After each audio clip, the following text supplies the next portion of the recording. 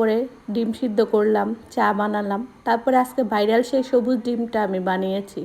তো এখানে সব কিছু নিয়েছি যা যা বানাতে ডিমটা লাগবে, ব্রকলি, কাঁচামরিচ, ধনিয়া পাতা, পেঁয়াজ সব কিছু নিয়েছি।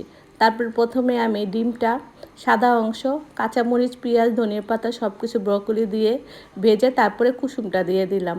তো দেখতে কিন্তু খুব লোভনীয় হয়েছে, খেতেও কিন্তু খুব সুন্দর, কারণ দেখতে যা সুন্দর হয় খেতেও কিন্তু তা খুব ভালো লাগে, তাই না?